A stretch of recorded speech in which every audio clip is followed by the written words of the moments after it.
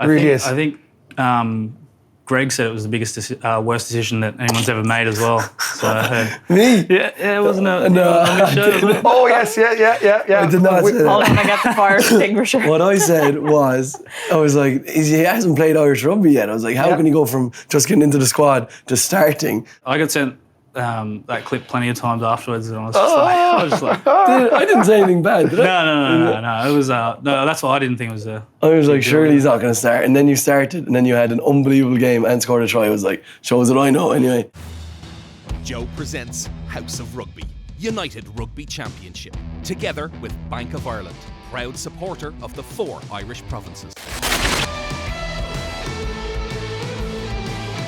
Hello and welcome back to House of Rugby. The semi-finals of the United Rugby Championship took place over the weekend, and Lindsay's here, and we're finally going to get some revenge. Yeah, I feel like a Munster fan this week. I know how he is well felt all season, so I'm not a happy camper.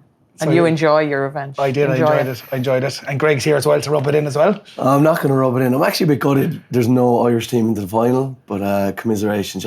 Shocking result from Leinster. Yeah, they just weren't themselves. They're really, really out of sorts. Exactly. We had one glimpse of Rory O'Loughlin's try after that.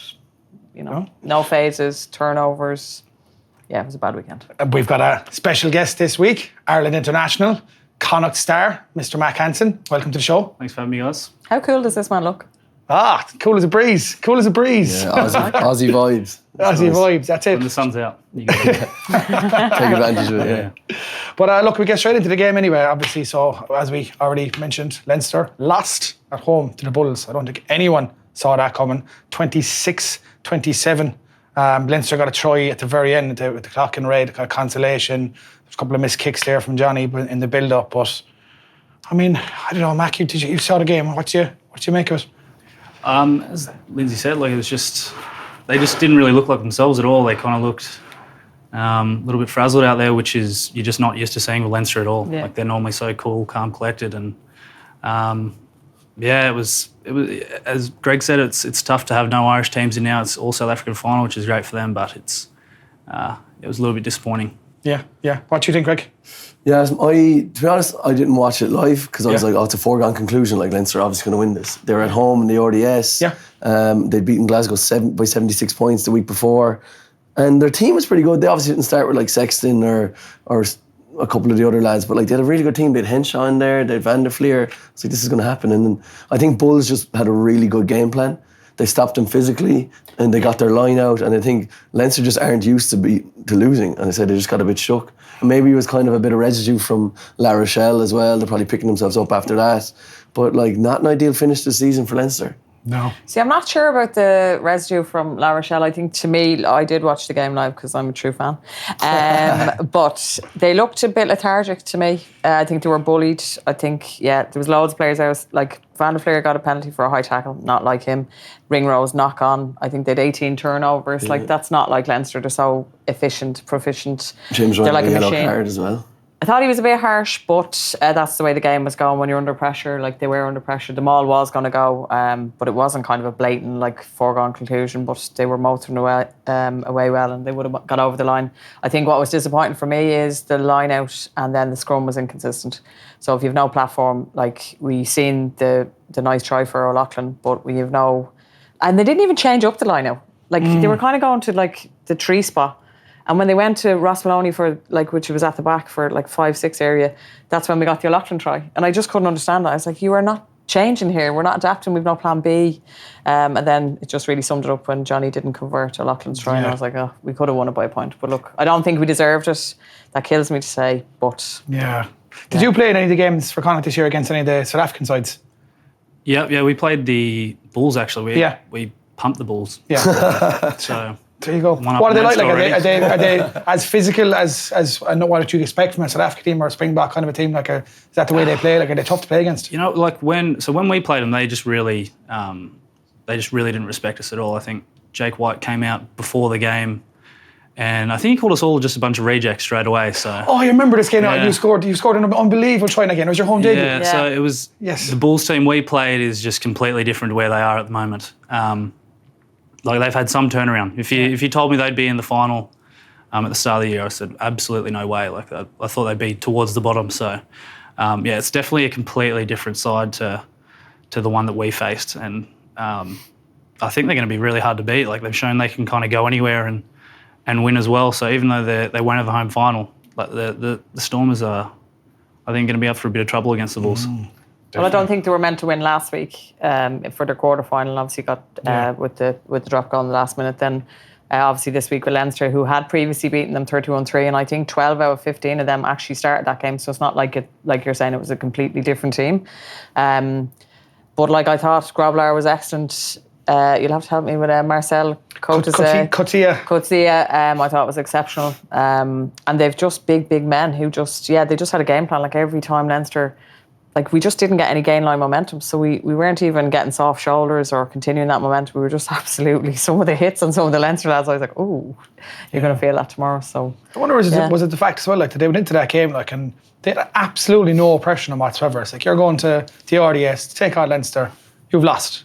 And they're like, all right, well, let's just play like and see what happens. Do you know what I mean? They had no pressure on them whatsoever, whereas all the pressure's on Leinster because you're expected to not just win, but win pretty comfortably is what they were expected of them. And maybe that got to them and got into both teams' heads, like, and that makes all the difference.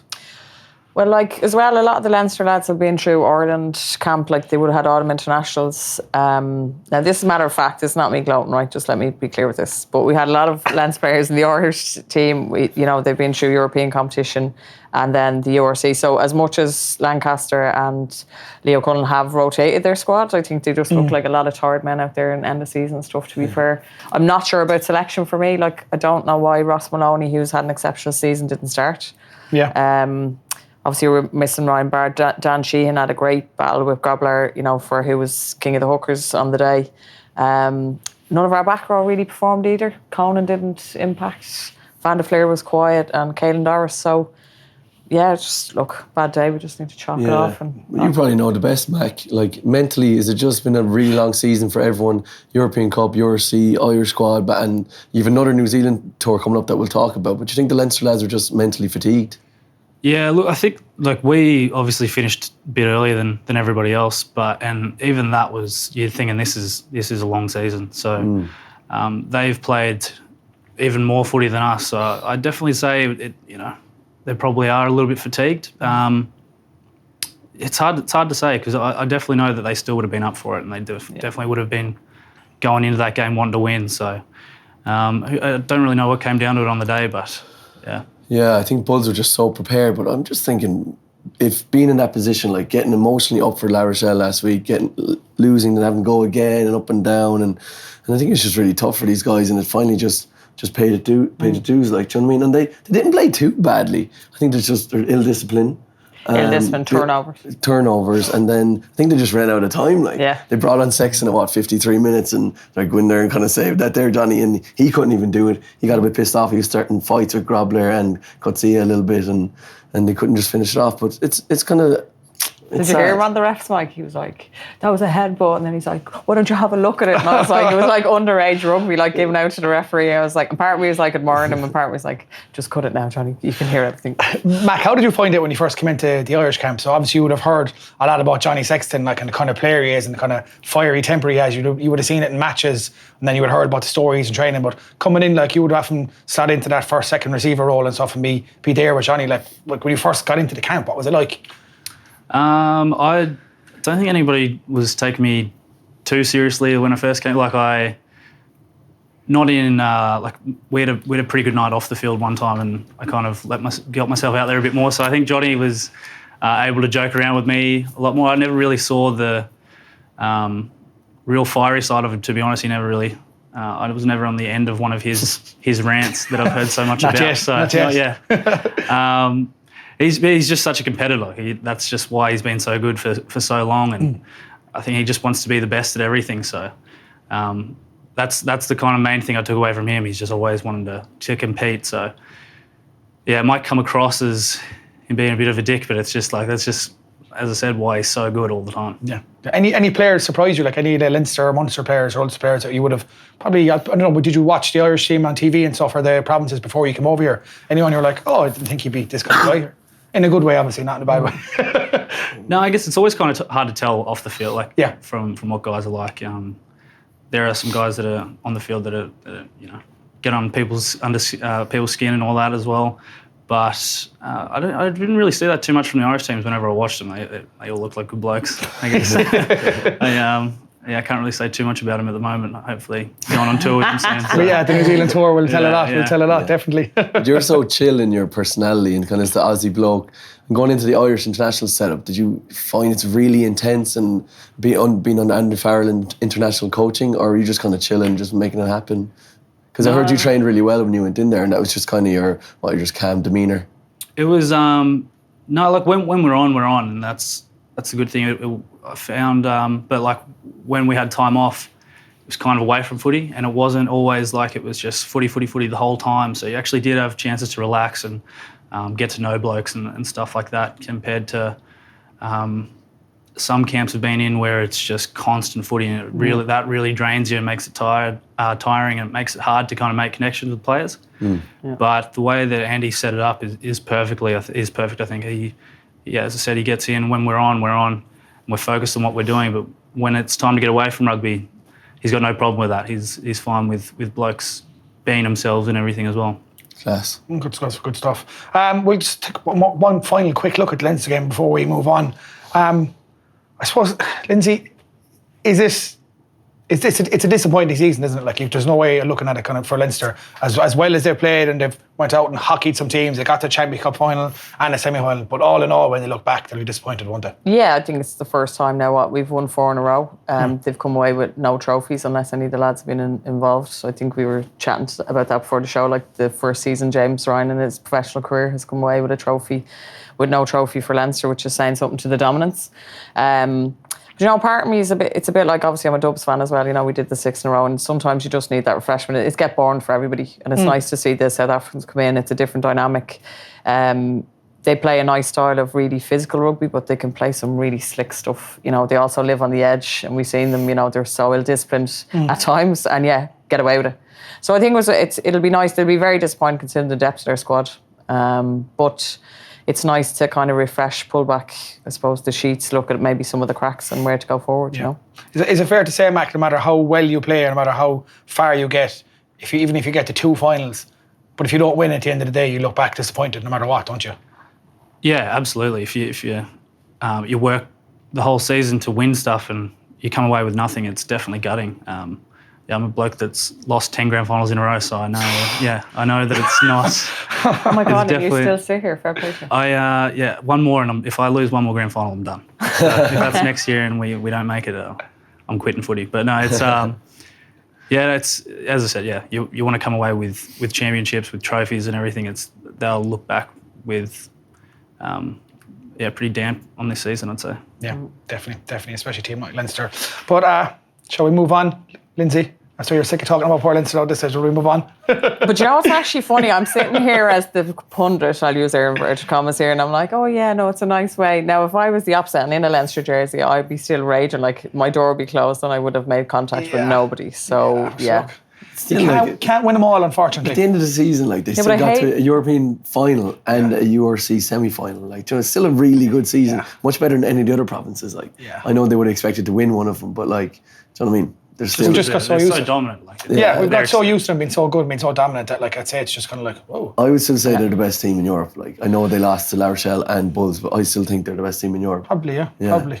We just have to be more adaptable. We can't adapt to a physical team who takes us away from our pure dominance and silky skills, even the second line of attack and, identifying space. But what happens when you're having an off day when, you have, as said, the Gary Ringroses and the Maloney coming on and having uncharacteristic knockovers? How do you mentally get yourself... and especially then in the likes of rugby where you just cannot force the game because then you're giving away turnovers or penalties and, you're caught between a rock and a hard place. So I think it will be a nice way to look at, the dynamic. And maybe selection wasn't, we needed more physical. I might have started Ruddock in the back row maybe. Yeah. So that's nice questions for Cullen and Lancaster. And it's cool to see that good coaching can defeat the best teams. So Rog obviously coached La Rochelle really well to beat Leinster. Jake White coached the Bulls really well. You saw their little set piece tap where they kind of did a switch back. Yeah. That's just a really good training partner. They've obviously done their homework. So obviously Leinster, 4 in a row, nearly 5 in a row. Yeah. Sometimes it's nice to mix it up a bit. Someone But else we were win probably it. predictable if we're Yeah. honest, you know. Exactly, So. Christoph, look, before we move on to the Ulster and Stormers game, we've got some questions for you, Mac, from our fans. Nothing too serious. The first one, I love this question as well because I want to get to the bottom of this because we've heard loads of different iterations of this story. So not many Irish internationals have been discovered inside a bar in Australia, or to a certain extent, we always hear the story of how you were discovered and how it came across. Can you tell us what exactly and how many truths are in it? Yeah. Well, yeah. So I'm good mates with Andy, friend's son, back home. He just works at like the bar that I'd go to all the time. But I was talking to Andy before anything. It wasn't like Jackson got on the phone and was like, "You need to sign this guy. He's the great on the piss and he's good on the field." It wasn't anything like that. Like it was. I was already talking to them, and kind of they had tabs on me before that. It was just a coincidence that his son just ended up being a mate of mine and just working at the same bar that I'd always go to.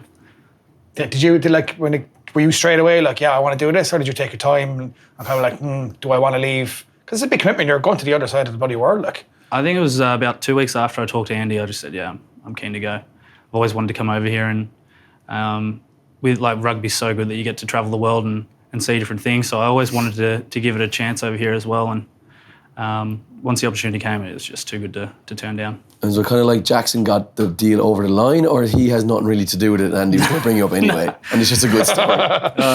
No, for a bit there, it's like everyone thought Jackson was playing the games for me as well. But no, he... That's a story going around. I was like, surely it's not that easy. Like, no, I don't...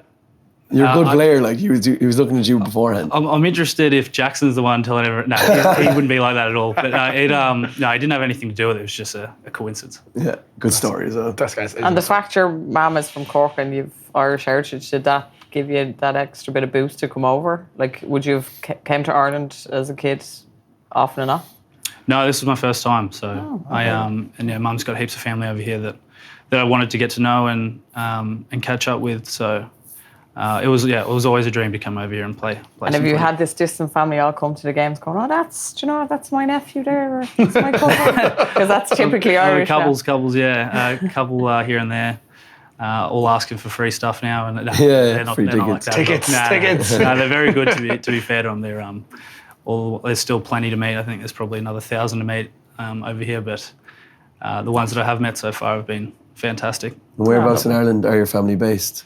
They're all in Cork. There might be a couple up here, but Cork, we couldn't get you to Munster. What the hell? Yeah, we could have done with you down in Munster. Someone missed the boat there. Like that's listen, lads, this isn't the saviour for Munster's downfaller season, okay? Just to put it out there, don't be putting that on that man's shoulders. Yeah. So look, when that Connacht contract's up, like just give us a shout out. Exactly. Sort it out. Like Lindsay and Greg will broker a deal. Well. You were playing in the sports ground, obviously Connacht got you, and it's a bit of a different sports ground now to Sydney's where you kind of grew up, wasn't it? Or Canberra? More Canberra. More Canberra, but still sunny, much more sunnier than sports ground. What was your experience like running out there for the first time? You actually got a nice try in your debut as well, didn't you? Yeah. First, so I actually got dropped after the first week. And then Matt Healy went down in one of the training sessions, so I got brought back in. It was kind of, for me, I was kind of just like, I'm just going to go out there and enjoy it because like I'm not even supposed to be here this week anyway. And walk, running across sand like a literal dog track to get to the field is just something, I found it was cool. Like it's just something you don't really see. Well, you don't. Like you're not going to see it any professional program in the world. So were you kind of like, what is this place? Or did you love how kind of raw it is out there? No, I love it. It's like when I first signed here, all my mates, they're all punters, and the first thing they said, they're like, it's around a dog track as well. Like, how good's that? You can watch the dogs after training and stuff.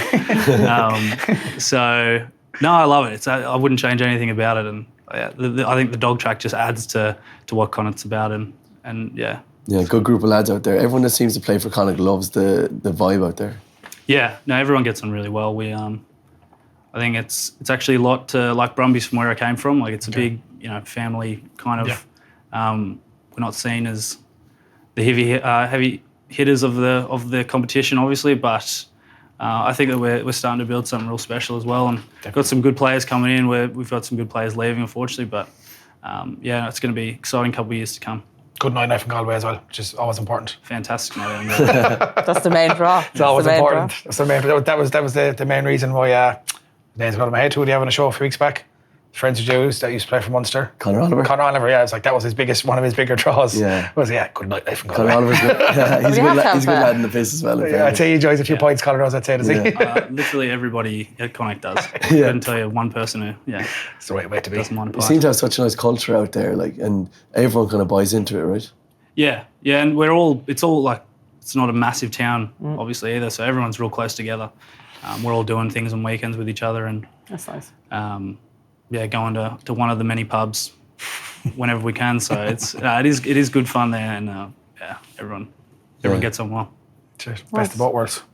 You only had 5 appearances in the beautiful green of Connacht, and you got now a call to come up to Ireland. Did you expect that you would be propelled up to international level so quickly?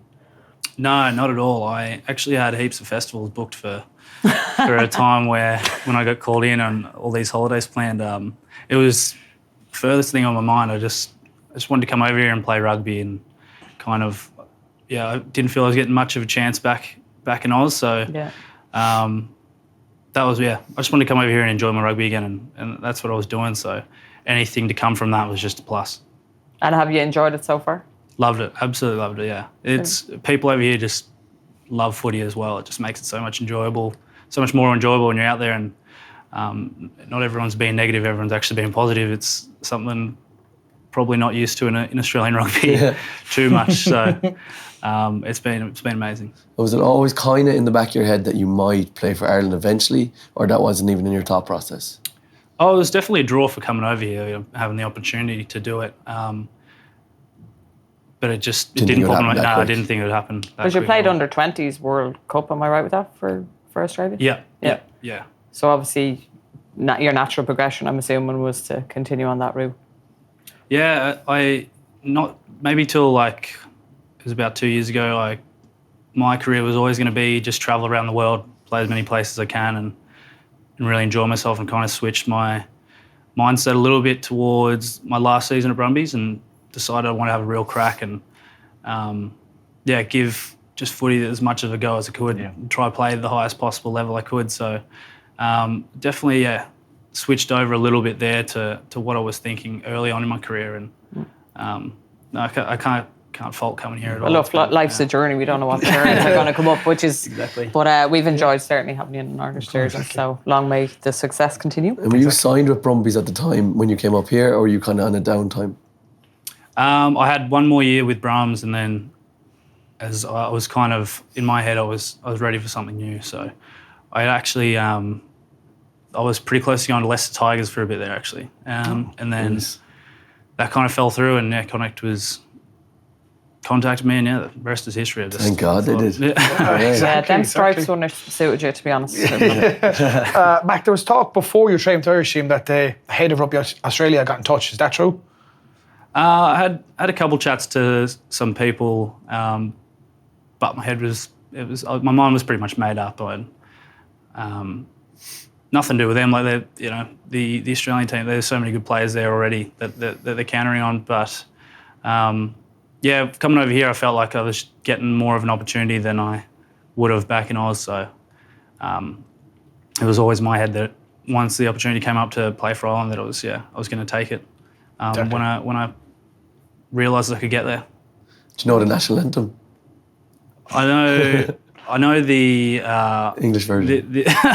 Well, it's hard because I'm trying to sound it out, but you can't sound out Irish words. Like it just looks completely different. So I'm still in the process of that. Sitting down learning it. Oh, I'm trying to. It's not easy. It's very hard. There's Irish people that can't learn it. Never mind. Any of the lads helping you? No. I think they'd struggle with it as well. Who do we get? Did Donegal Ryan help TJ Sander when he was here? Like, so there's to find someone else. He's gone. CJ. But you've different dialects as well. Like if you had someone, say, from Ulster teaching it, like how they pronounce their words, you're like, sorry. Yeah. And then Dublin, Leinster, Irish should be different. So I'm not sure about Connacht. You'll be looking now when you're lining up against New Zealand this summer. Hopefully, I presume you're going to be picked. I think the squad's getting picked today, but we'll be looking out to see if you're singing along the way. Tweeting them. I'd like to be able to mouth it. As I said, you can't even mouth it. Like it's just something you got to nail straight away. Yeah. So, You'll get there. Okay. I don't think Bundy sings it either, so you're grand. I don't think Bundy sings it. He doesn't know. He definitely doesn't know it, does he? You might have to ask Bundy that. Yeah. I reckon he'd say he does, but Yeah, but he he probably doesn't. doesn't. No. But we only play our Naveen home games. Only at home games, yeah. So you're sorted for New Zealand. New Zealand is just Ireland's I'll just call. sing it anyway. In your head, the soldier song. While they're doing the haka, if I get a game, I'll just Start sing singing it. it. So we're talking about your illustrious Irish career. You seem to have started really well in your debut. You couldn't have dreamed of a better start like that, could you? No, it was crazy. Like as somebody asked me the other day how I was feeling. Like somebody said, I think I looked calm and all that, and I was just absolutely shitting myself. It was it's one of the most nervous I've ever been in my life.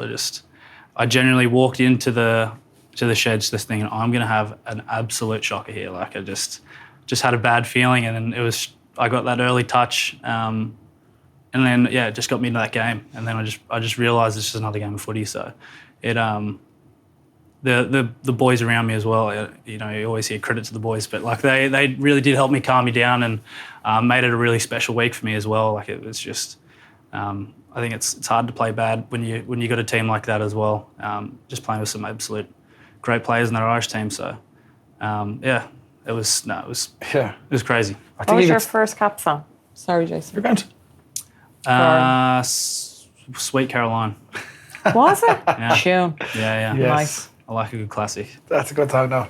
I think you take a lot of credit for the fact that, like I said, you only played 6 games. You're brought straight into 6 nations, which is, I think it's fair to say, it's the biggest international tournament in the world. Like, if you look at all the rest of them, the 6 nations is the creme de la creme, and you're coming in and straight away you're named in the starting lineup. I mean, no matter how cool you are, like, you're going to be an absolute nervous bag of, like, it's nuts, like, it really is. I think Greg said it was the biggest, worst decision that anyone's ever made as well. So Me? Yeah, it wasn't a No.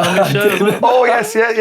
I did not say Hold that. on, I get the fire extinguisher. What I said was, I was like, he hasn't played Irish rugby yet. I was like, how can he go from just getting into the squad to starting? Then you Oh, started. he's absolutely slaved me. Yeah. You Oh, no, started- he was very red-faced No, the week no, after. no. He was red-faced the week But after. then, to be fair to him, he did want to give you your man of the match award. Then After, to say sorry. I interviewed you on the pitch afterwards. Do you remember that? Yeah. Yeah. It was who was it? Somebody sent me that. I got sent that clip plenty of times afterwards, and I was just like, I didn't say anything bad, did I? no. It was no. That's why I didn't think it was a. I was like, surely he's not going to start. And then you started, and then you had an unbelievable game and scored a try. I was like, shows that I know anyway. Yeah, but in fairness, no one expected you. Like, Yeah. they came out of nowhere. Like I Yeah. said, I don't think you expected yourself, I'd say, at one stage, did you? No, not at all. Yeah. I was just happy to be in the squad, Yeah. to be honest. And There was nothing against your playing ability at all, man. I was like, how is Andy Farrell going to put this guy straight in? Like, Yeah, but it's good though, as in I don't think, and it's no offense to some of our previous coaches, but other coaches didn't take that chance, and like it paid off, like in spades. Yeah. So it's good to see that Andy. Okay, he obviously saw enough from you in training. And he goes, I'm going to back this guy, Yeah. and then you returned the favour, like, and you're an absolute stormer. So happy days. And this wasn't important Six Nations, considering we're leading into a World Cup, same way as this tour in New Zealand. Like, we've kind of discussed it over the last couple of weeks with the show. Like, do you go with experience that like, do we bring Johnny, or do we try and look for another 10? Because if he gets injured, we're goosed. And obviously we might discuss later in the show who maybe a couple of the young capped, or like the winger story, Balakoon, yourself have had fantastic seasons. Like, who's going to go? Like, it's a nice conundrum to have for Irish rugby, the amount of talent coming through.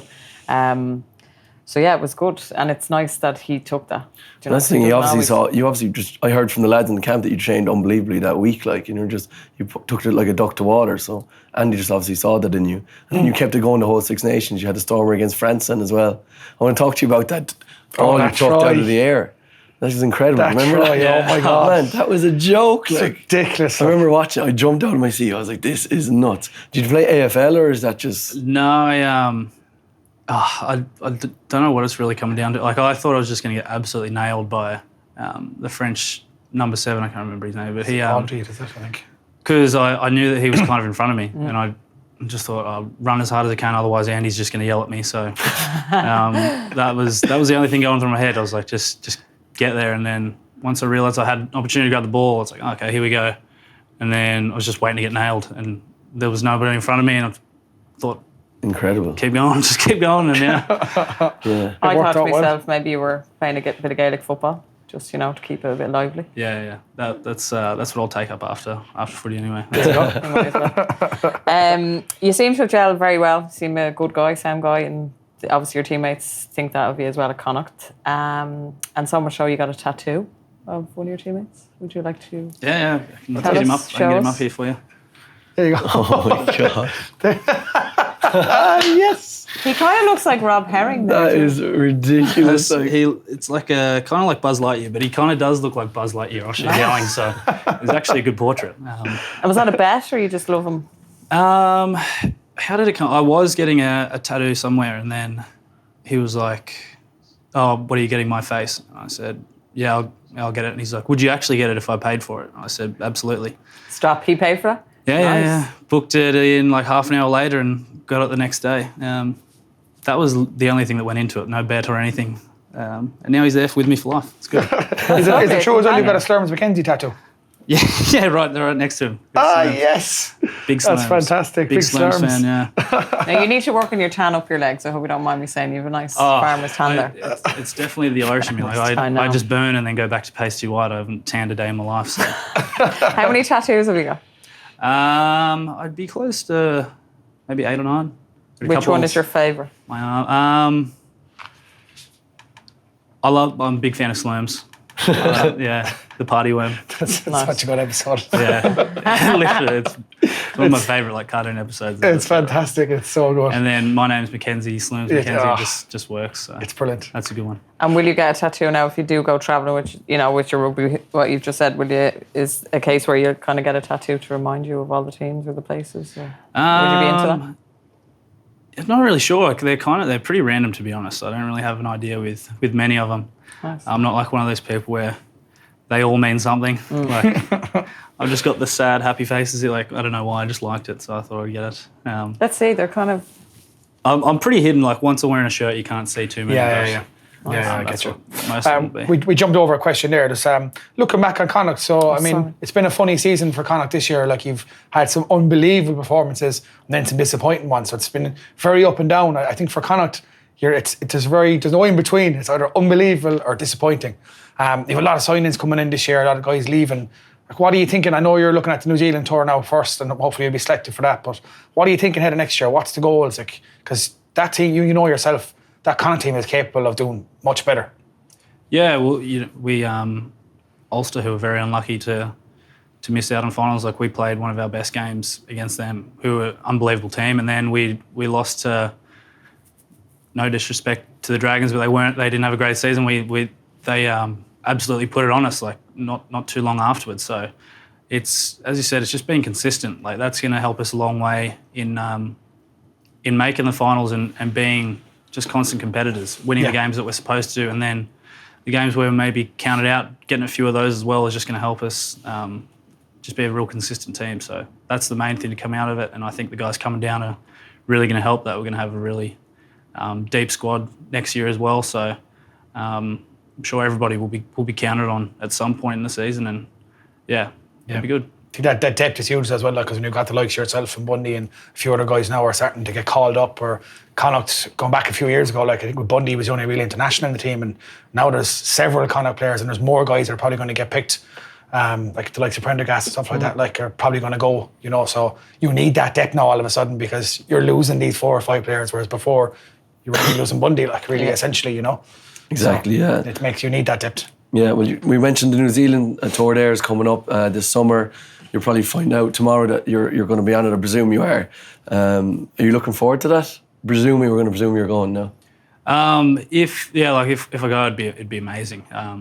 To play the All Blacks is it's another level. So it'd be an amazing tour to go on, and it'll be a great challenge as well. Like that, I can't remember the last time that they would have lost a Test series over in New Zealand either. So to go over there with an opportunity to do that is something real special as well. I think the team that we're building is in a really good spot, and I think it's going to be good fun. It'll be one to go on for sure. Yeah, well, they definitely have a target on Ireland's back after, I think the last time Ireland played New Zealand was in Aviva and Ireland won, and they went home, so I'd say they can't wait to get you guys down there. But is there anyone in particular you want to square off against that you're looking forward to? Someone like maybe Will Jordan, I think that'd be a good matchup, you and him.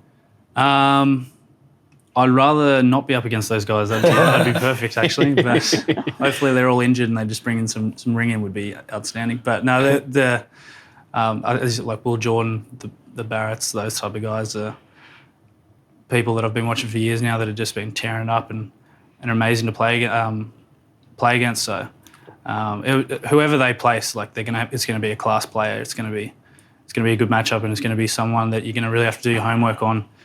They're just so spoiled for talent over there, and anyone that you come up against is going to be a red hot player. Of course, yeah. Great stuff. Well, look, thanks for answering those questions. When we get back to the rugby, back to the URC, unfortunately, another defeat for the Irish teams, but it was always going to be a tough ask for Ulster to go down and take on the Stormers in their backyard. But 17-15 defeat, they pushed them all the way, possibly unlucky in the end. I don't know if that kick went over or not. Like a lot of Ulster fans are saying that maybe that kick at the end, the conversion wasn't. But I think there's a couple of angles there that say it did go over, but there's no point in crying over spilt milk. Really, is there? No, Ulster put in a good performance, in fairness. So I thought they were decent. I thought Robert Balakoon was class. Billy Burns had an unreal game. They just, I actually thought Stormers would win by a lot more. I didn't think it would come down to the wire. I don't know what you thought of it, Lindsay. No, I thought Ulster were good. I think, unfortunately, they just I just seen them in their maul defensively. They had the measure of Stormers, but Stormers' physicality just overpowered them. And I think that was just the story really of Ulster. Stormers overpowered them in the end. And I think losing Balakoon to an injury kind of probably impacted them. Not sure about Nathan Dope, maybe not coming on, maybe just those impact subs, maybe just trying a couple of things. But yeah, I think to lose it in the last kick, and they were so narrow then to give away that try, like in the 83rd, 84th minute. I just think they gave it everything, and that's all you can ask. But they'll be disappointed now this morning, I have to say. Do you fancy Ulster coming into that game? Do you think they had a chance of doing it?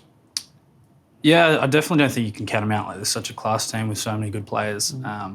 But it was definitely going to be a tough one going over there. Playing in Cape Town as well, I was lucky enough to go on a tour to Cape Town, and the Stormers just have such a fortress over there.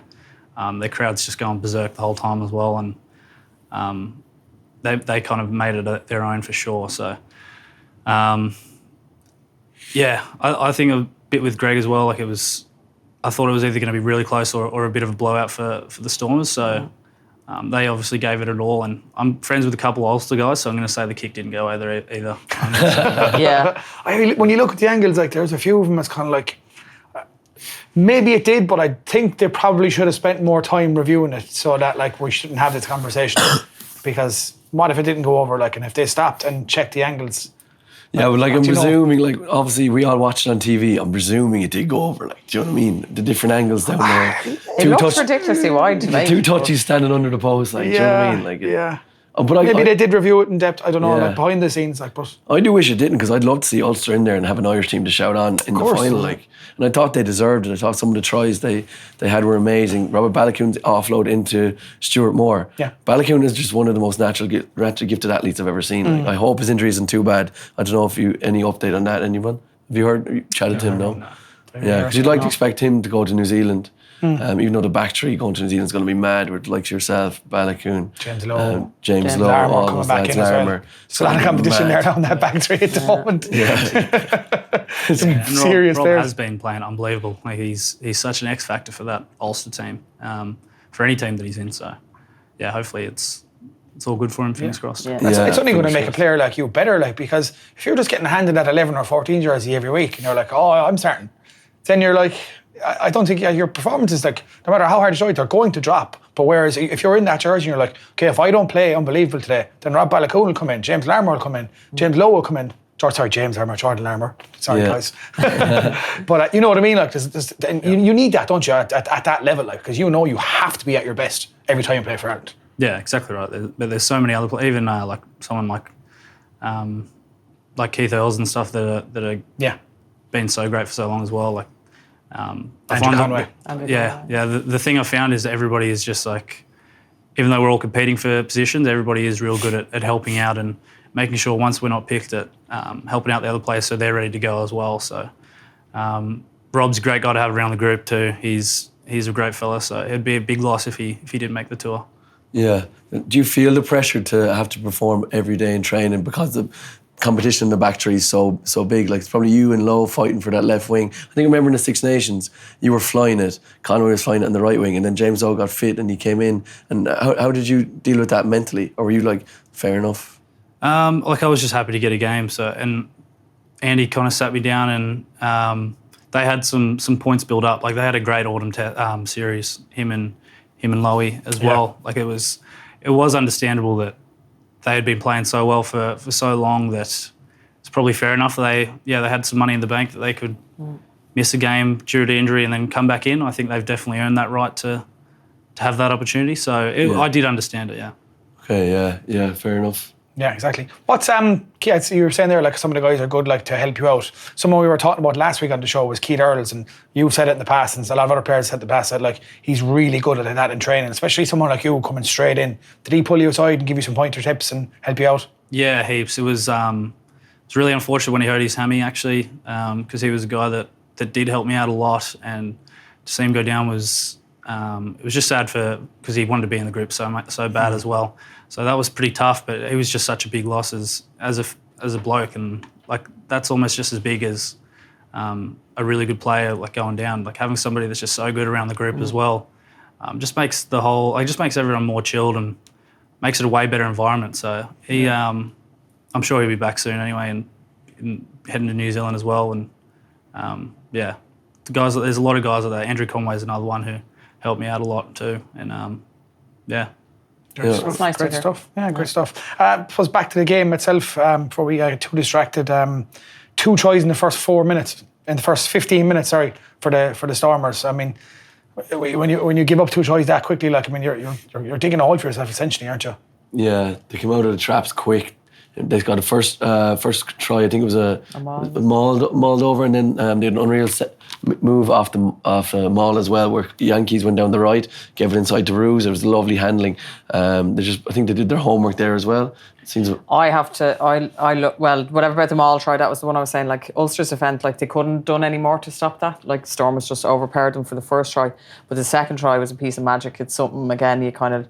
We spoke about Ulster's try last week for Stuart Moore, coming off the training pitch and works out like this line out. Like as a forward, I was like magic. Like it was beautiful.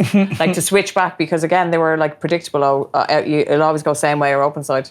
So to come back blind and your number 8 being so good and just interplay I just thought it was fabulous. And look, that's just good piece of rugby. I don't think Ulster can. Yeah, no, you can't. I think credit to them as well in the fact that you're conceding 2 tries in the first 15 minutes, and then they score 2 tries themselves and retake the lead. But as I said, chasing a game, you don't want to be chasing a game down in South Africa. Do you know what I mean? And like, would you have experienced that? Like, having been there, having toured there, it's the kind of place. I think. Do you need to get the leg up first on a South African team and come out of the blocks? Because as soon as you let them into the game, it's.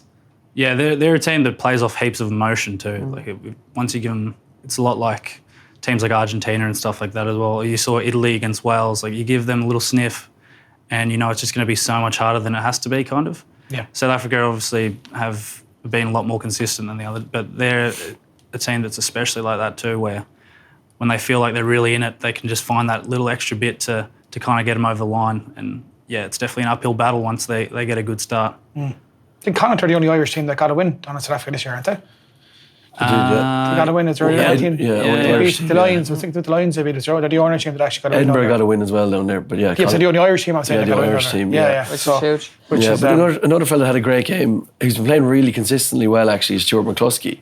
He's an unbelievable game. I would love to see him get on the plane to New Zealand. I think he deserves it now. 100%. He's probably having one of his best seasons in a long time. Exactly. And you saw it even in that Munster game as well, like how he's not just a threat using his size.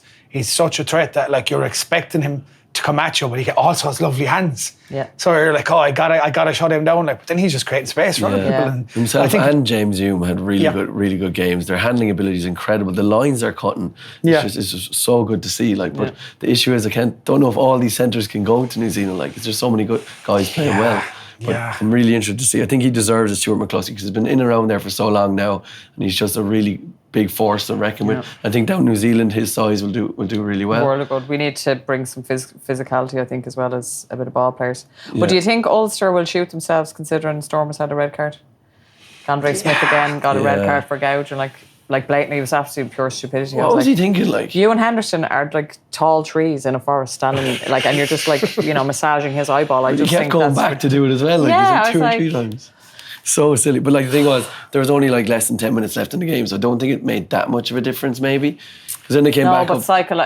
It can go either way, can't it? Psychologically, It can go either way, and then they came back up and they scored that last minute try where Lebach just had 2 moments of brilliance. Like that pass was, I know it's kind of a rugby nerd thing, but that pass was beautiful. I think it's like 15 metres out to the winger, scored in the corner, and then to have the balls to kick it over after missing every kick in the game so far. well, Yeah. kick it over. When you look back at some balls, like to kick it from the touchline. 100%. But when you look back on Ulster season, like, so they lost the Champions Cup to a very last second try or last couple of minutes try from 2 points, so they lost by 1 point over 2 legs. And then they lose this then to an 85-minute try. I mean, it's a pretty stinker of a way to end the season. You'd rather get beaten soundly than lose both matches in that fashion. To lose a game by a point here or a point there, like. Well, that's the positives of being a Munster fan, isn't it?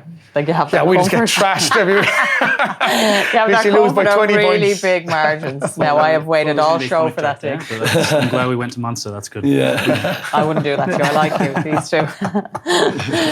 Well, I mean, like, is this going to affect you guys going down to New Zealand and stuff? Because Ireland were doing so well, the provinces were doing so well, but no, it didn't end well for anyone. Didn't end well for Leinster, Connacht, Ulster or Munster. No. So, and now you got to go down to the small matter of a 3-test series against the All Blacks and 2 against the Maori. Like, it's not like you're rocking down to take on Italy or Georgia. Like, it's going to be Huge. It's going to be tough for you to get everyone back up. Like, especially the likes of those Leinster guys and Ulster guys who are just off the back of losing big knockout matches. I don't think so. I think everyone in those teams are just such class players. Even though it didn't go to plan for both of them, like they're too good of players to kind of, I think, let it keep them down. And I think if anything, it will actually make them like a lot hungrier to do well in New Zealand and kind of, have a bit of light at the end of the tunnel for this season. That's been a bit dark for them all. But no, I think that everyone in there is just far too good to keep them down. And as a group out in Connacht, how did you look back on your season? Were you happy enough as a group of lads that you did okay, or were you kind of disappointed with your season? So I thought you had moments of brilliance where your backline was flowing, but then I think maybe it was just, as you mentioned earlier, the depth in the squad just kind of caught you a couple of times. Like when you'd be missing, or Bundy was missing, or Jack Carty, they just wouldn't be able to hold it together. Or how do you look at the back of the season?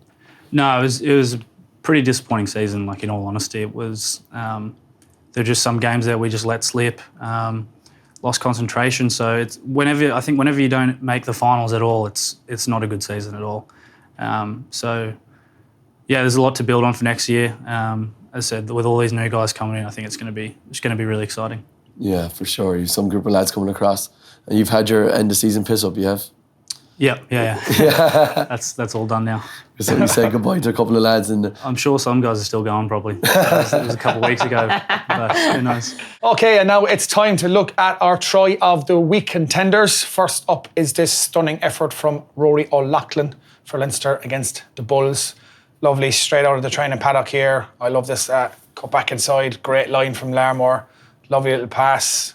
It was a beautiful option from Henshaw back inside to Jordan Larmour there. Lovely, really nice. Like, you'd rarely give it inside to the winger there. How many times, Mac, have you run lines like that and not been given the ball? Too many to count. Most of his wing life. But a massive thing there was Doris and Van der Vlier. They would cause the space. And beautiful try. Next up, we have Stuart Moore's try. Some lovely play here by Ulster, and what an offload by Robert Balakoon. And he had a bit to do, but a nice, easy finish. Sucked in 3 fellas with that offload. Yeah. Balakoon is unbelievable. And he'd actually no right to get that off. Nice cut back in. Find the gap. Stroll in for Stuart Moore. Stuart Moore's really shown some serious form off full back recently. Yeah. He has. And try 3 is from Evan Roos. Well worked with Yankees down the wing here and goes in. Beautiful hands. Incredible stuff. It's crazy hands, that is. Yeah. Absolutely crazy. And the size of the man. Just really, really well worked. Ulster couldn't really do much more than that. Like. No, I mean, you can't take away from the try itself. Right, so will we vote? Mac, you're seen as our guest. Which try do you think should win? I'm going to give it a Rob. I think that offload was it's incredible. Bit of brilliance. So Yeah. Good give stuff. it- What give do you it a think, cap. Yeah, top class out of Rob. I think I'm going to go for the Leinster try just because of the overall set piece move. Like, I thought it was beautifully ran. Perfect. What about yourself, Lindsay? God, I'm torn because I did like the set piece, but I'm going to go for the Evan Roos against Ulster because I just jeez. think, yeah, I am. So I've got a vote here. Side I vote. know, I'll be, Jesus, the Twitter will be on fire. I'm sorry, no. Like, I know you gave one to Keith Earls, or I'm not giving it to Leinster. I'm sorry. This is my one chance to have no goodness for Boring. Leinster. So unbelievable awful off in Ballacloon. I agree. There's our try of the week. Yeah, nice. Good stuff. Well done, Rob.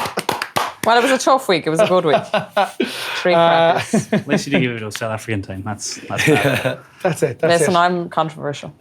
Welcome to the House of Rugby. Up next, it's time for our Jukebox of the Week award. First up is this Cannon Moody hit in the Leinster Bulls game. Absolutely smashes poor old Ross Byrne. It's a nice one. Oh, poor Ross. Story of Leinster's afternoon, I think, pretty much. Oh, it was a good hit. It was a really good He hit. had everywhere to run there. Ross isn't a big man for running. Next up, we have Sabalo Sanatla's try, the saving tackle on Rob Herring in the Ulster v Stormers game. This is some tackle.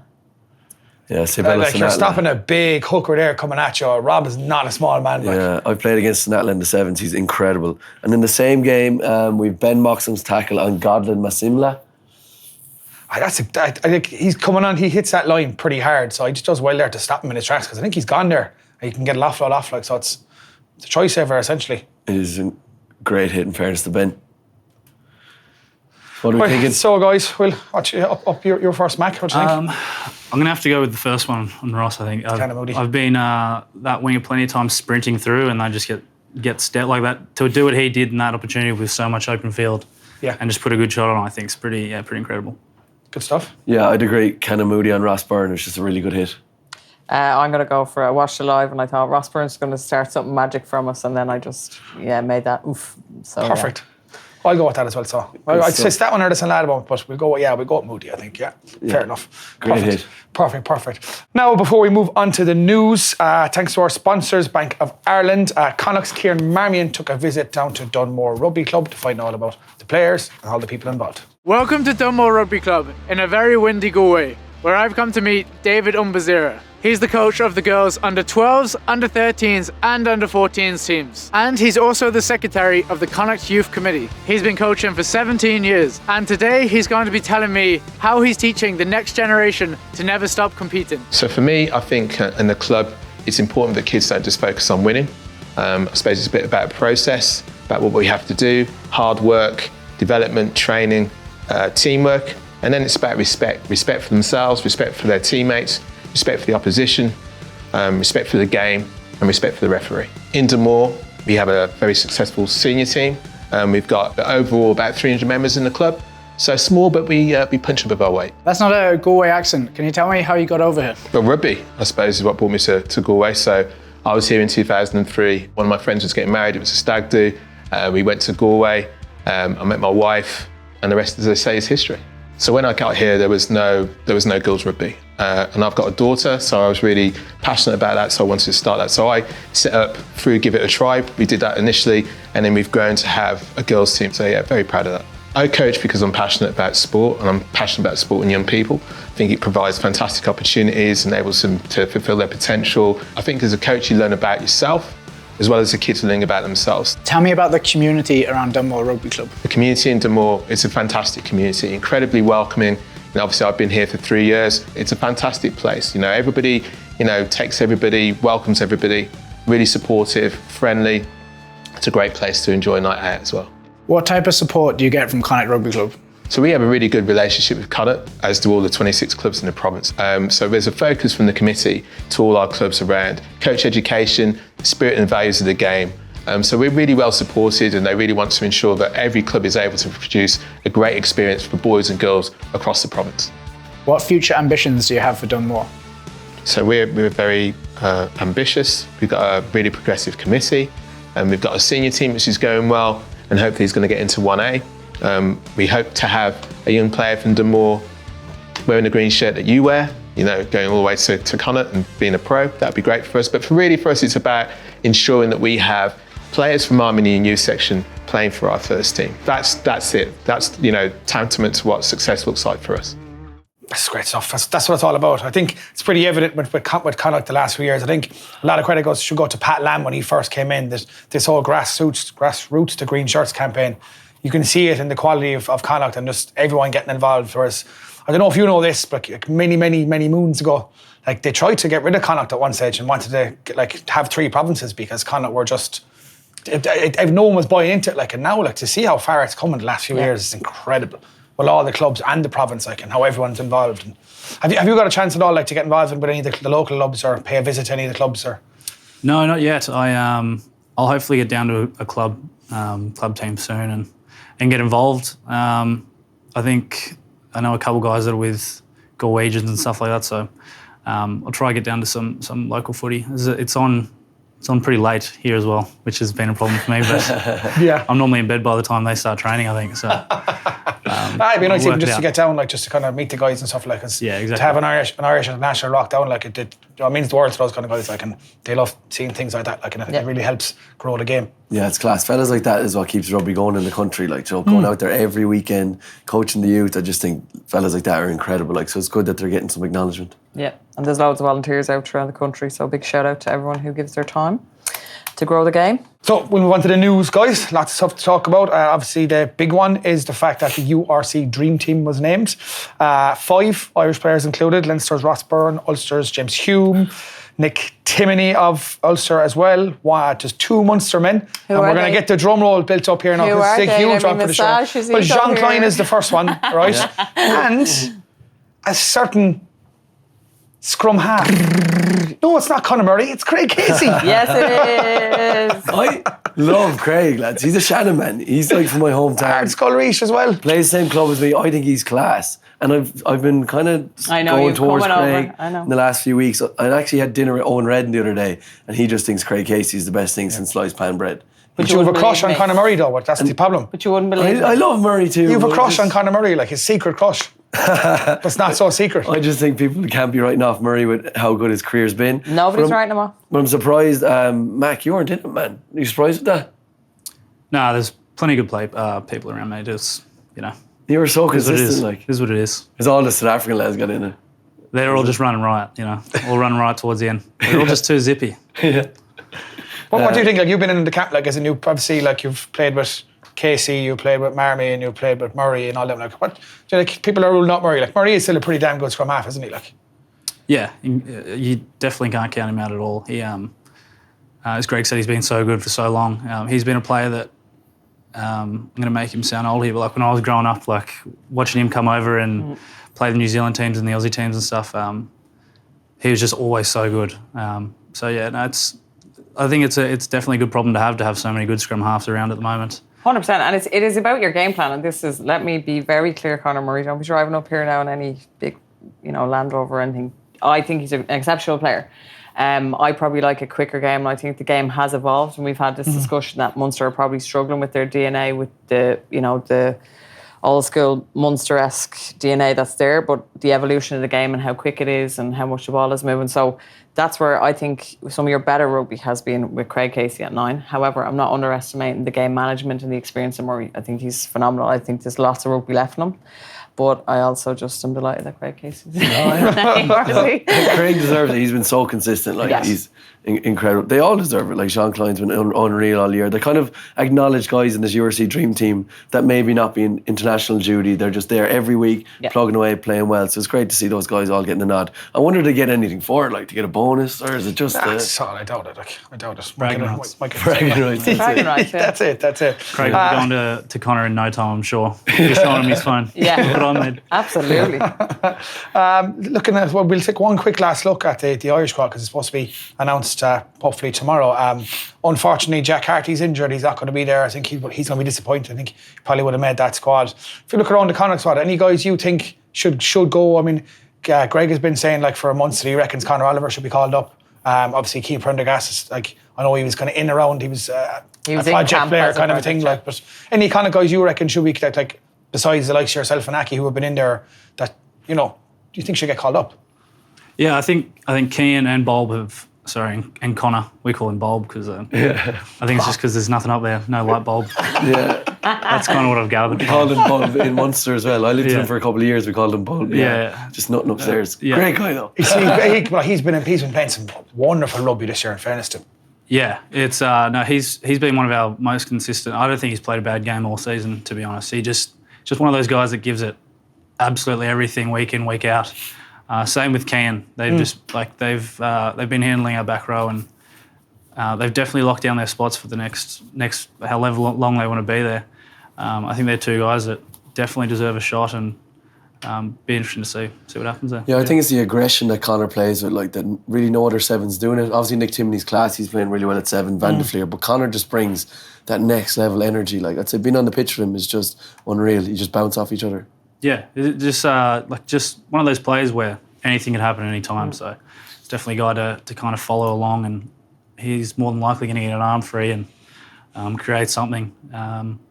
So yeah, hopefully for him, it'd be good. Be good to see. It'd be great to see him brought down to New Zealand. I just think there's just not enough spots. Like, I think Cian has to go to try and rival your hair. He's good hair as well. good hair. Yeah, and he's a good guy. No, he's been standing out for such a young player now to come, and obviously he would have his disappointment around not making Leinster and then going to Connacht and taking that journey and kind of reaping the reward. So I personally I think he really needs to go just to get that experience. And you need the younger guys to go over. Absolutely. Like, I mean, I'd say something like, I mean, it depends on what size of the squad he's going to. But if you're going to look at bringing a big chunk of back rows down there, would you bring kind of 27, 28-year-old over, or would you go, let's bring over a Cian Prendergast or even an Alex Kendellen or something like that? Yeah, you know what I mean? absolutely. Like, if you're looking towards the future and stuff, I don't know.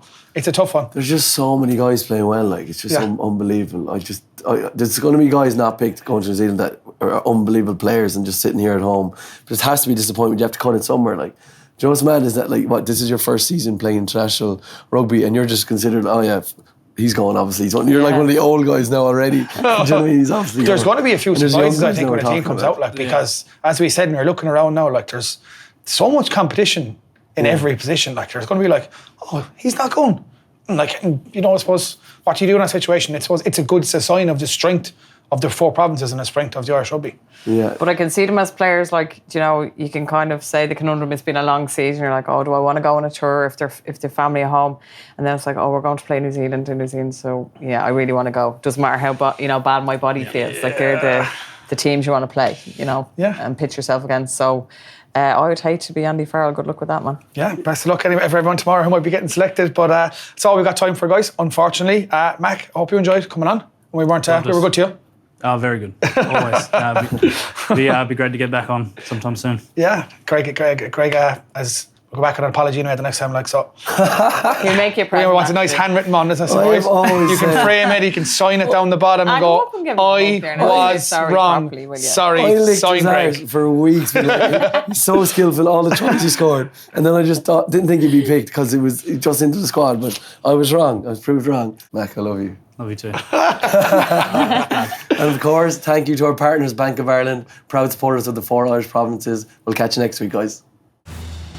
Joe presents House of Rugby, United Rugby Championship, together with Bank of Ireland, proud supporter of the 4 Irish provinces.